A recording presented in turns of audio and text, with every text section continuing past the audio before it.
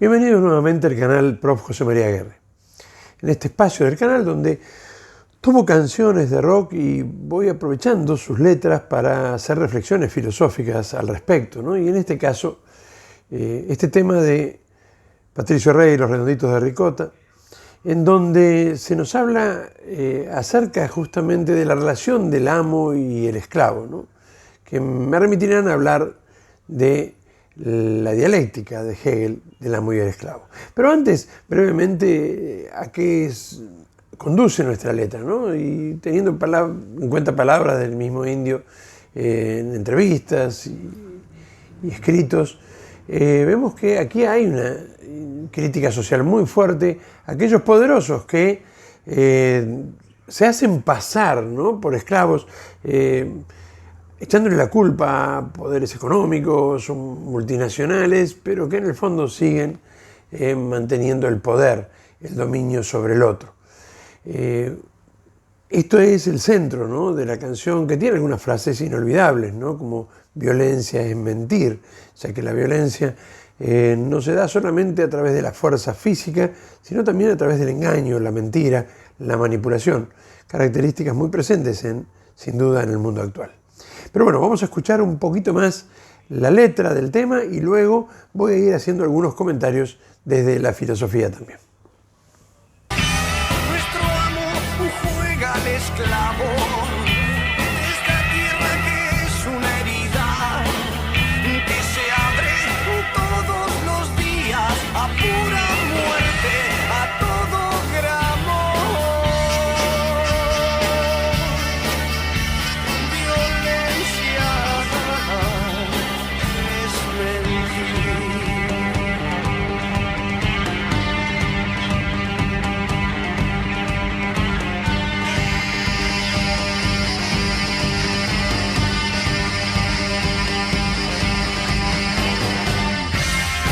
La realidad para Hegel es dialéctica. La dialéctica es un movimiento entre polos, ¿no? Y la dialéctica más profunda de Hegel es la dialéctica binaria, ¿no? La dialéctica entre dos polos, lo infinito y lo finito.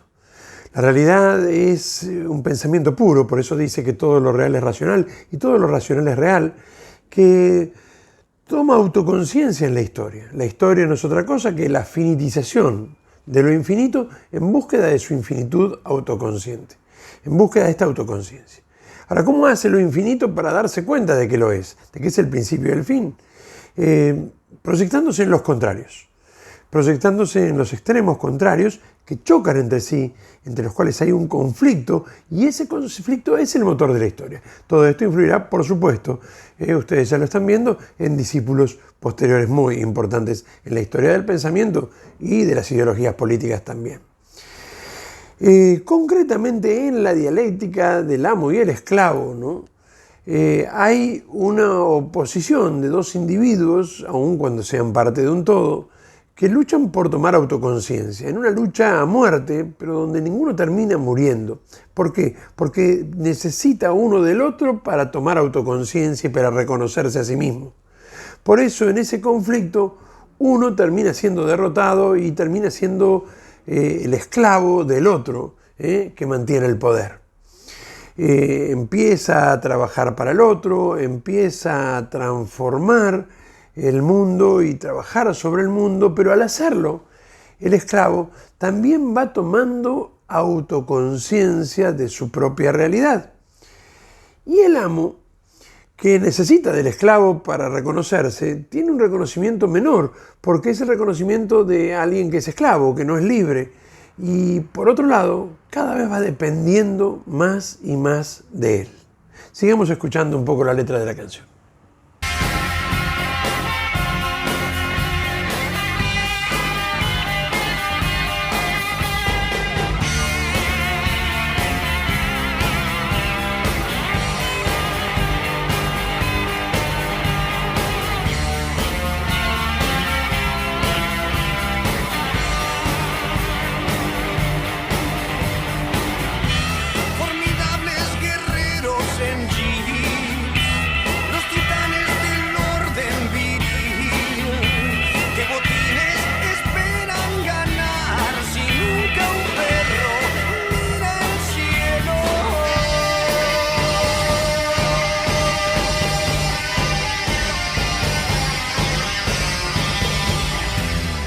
Ahora, ¿qué botines esperan ganar los poderosos si nunca un perro mira al cielo, ¿no? Si el esclavo, si el que está sojuzgado, si el que se siente oprimido, en el fondo parece que le da un reconocimiento mucho menor del que necesita por justamente no hacerlo de manera libre.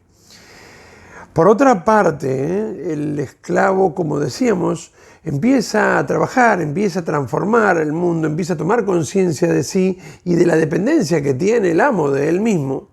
Y poco a poco va resolviendo, el conflicto se va resolviendo en la superación dialéctica. Una superación dialéctica en donde el esclavo deja de ser esclavo, propiamente hablando.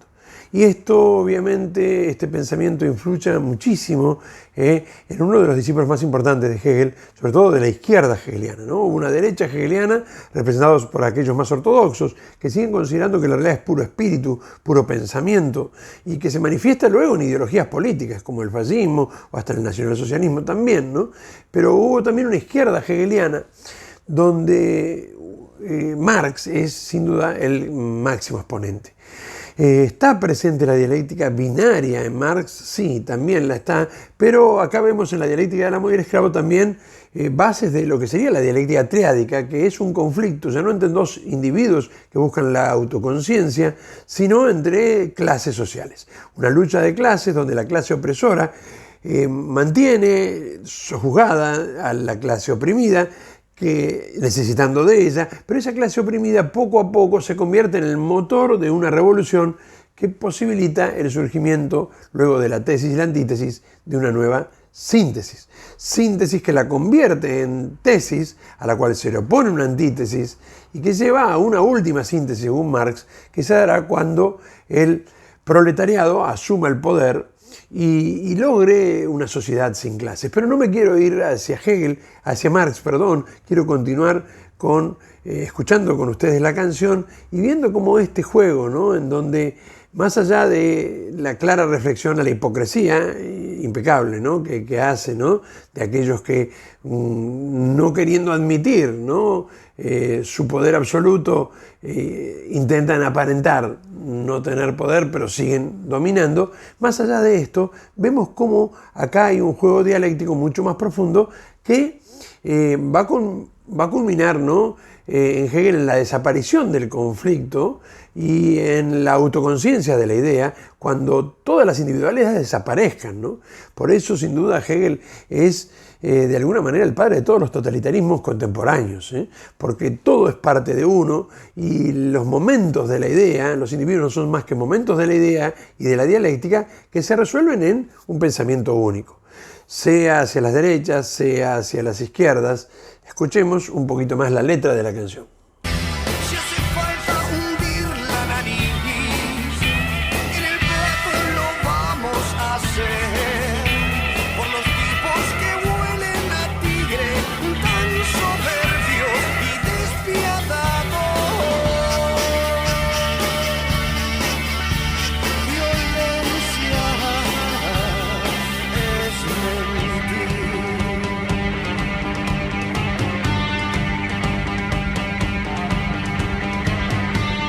En Recuerdos que mienten un poco, el indio se queja, ¿no? de aquellos que interpretaron esa frase, ¿no? Si tenemos que hundir la nariz en el plato lo vamos a hacer.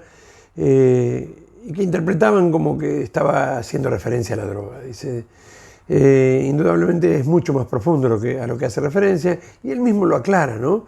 Es que si tenemos que ensuciarle las manos para obtener algo, lo vamos a hacer.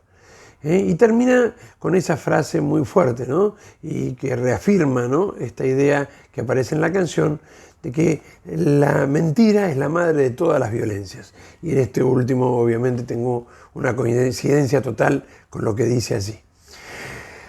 Pero la idea de si tenemos que hundir la nariz en el plato lo vamos a hacer, podría ser interpretada también al modo marxista de que es aceptable todo aquello que permita el triunfo de la revolución. ¿Por qué?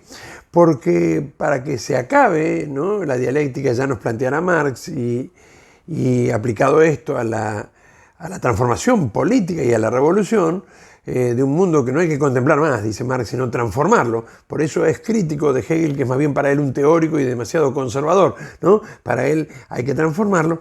En esta revolución todo vale, en la medida en que ayude a acelerar el proceso de la historia. La historia es un proceso necesario, es un proceso dialéctico, donde los individuos terminan siendo absorbidos por el todo, del cual son simplemente momentos o partes, pero es un proceso que no podemos cambiar, dice Marx, lo cual da mucha fe, ¿no? Ya está, hemos ganado, pero sí lo podemos acelerar. ¿Y cómo acelerarlo? A través de cualquier medio. La lucha armada, obviamente, es justificable, y todo lo que vendrá después, como el terrorismo, etcétera, etcétera, en la medida en que ayuden al triunfo de la revolución.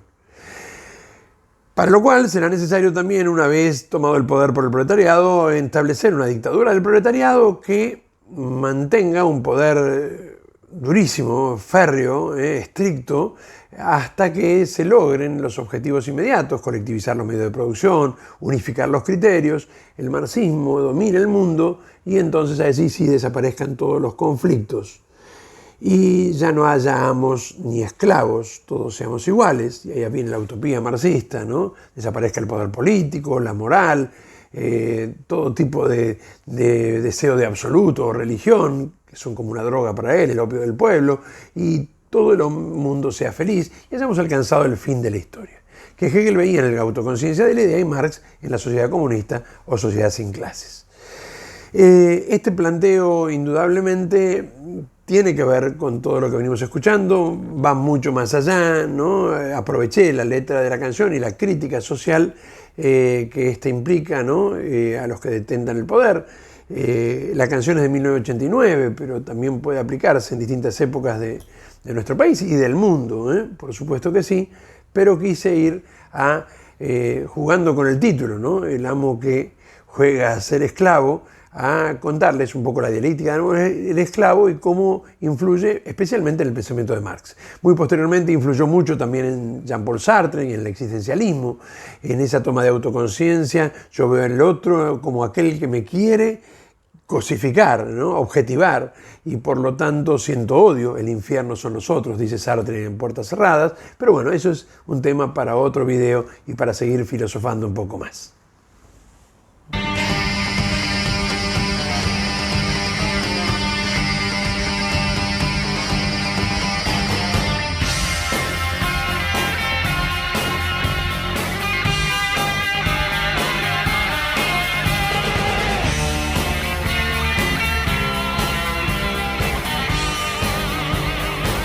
Si les ha gustado esta reflexión, los invito a unirse al canal, a suscribirse, a darle a la campanita para cuando haga otros estrenos estar ustedes allí también y acompañarme.